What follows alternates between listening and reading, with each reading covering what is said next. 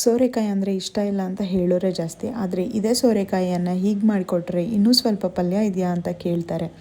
ಬನ್ನಿ ಪಲ್ಯ ಮಾಡೋದು ಹೇಗೆ ನೋಡೋಣ. ಮೊದಲಿಗೆ ಸೋರೆಕಾಯಿನ ಚಿಕ್ಕದಾಗಿ ಹೆಚ್ಕೊಂಡು ಬೇಯಿಸ್ಕೋಬೇಕು. ಆನಂತರ ಮಿಕ್ಸಿ ಜಾರ್ಗೆ ಕೊಬ್ಬರಿ, ಹಸಿಮೆಣಸಿನ್ಕಾಯಿ, ಕೊತ್ತಂಬರಿ, ಕರಿಬೇವು, ಬೆಳ್ಳುಳ್ಳಿ, ಉಪ್ಪು ಮತ್ತು ಜೀರಿಗೆ ಹಾಕಿ ಸಣ್ಣದಾಗಿ ರುಬ್ಕೋಬೇಕು. ನಂತರ ಒಂದು ಪಾತ್ರೆಗೆ ಎಣ್ಣೆ ಹಾಕಿ ಒಗ್ಗರಣೆ ಕೊಟ್ಕೋಬೇಕು. ಆನಂತರ ಒಗ್ಗರಣೆ ಬೇಯುವಾಗ ಕುದಿಸಿರ್ತಂಥ ಸೋರೆಕಾಯಿನ ಹಾಕ್ಕೊಂಡು ಮಿಕ್ಸ್ ಮಾಡ್ಕೊಳ್ಬೇಕು. ನಂತರ ರುಬ್ಬಿರೋಂಥ ಮಿಶ್ರಣನ ಅದ್ರ ಜೊತೆ ಹಾಕಿಬಿಟ್ಟು ಬೇಕಾದಷ್ಟು ನೀರು ಹಾಕ್ಕೊಂಡು ಕುದಿ ಬರೋವರೆಗೂ ಬೇಯಿಸ್ಬೇಕು. ಇದನ್ನು ಹೇಗೆ ತಿನ್ನೋದು ಅಂತಂದರೆ, ಪಲ್ಯ ಮಾಡಿದ ನಂತರ ನಿಮಗೆ ಬೇಕಾದಷ್ಟು ಪಲ್ಯನ ಒಂದು ಬೌಲ್ಗಲ್ಲಿ ಹಾಕ್ಕೊಂಡು ಮೊಸರು ಹಾಕ್ಕೊಂಡು ಮಿಕ್ಸ್ ಮಾಡ್ಕೋಬೇಕು. ಇದನ್ನು ನೀವು ರೊಟ್ಟಿ ಜೊತೆ, ಚಪಾತಿ ಜೊತೆ, ಮುದ್ದೆ ಜೊತೆ ಟ್ರೈ ಮಾಡ್ಬೋದು.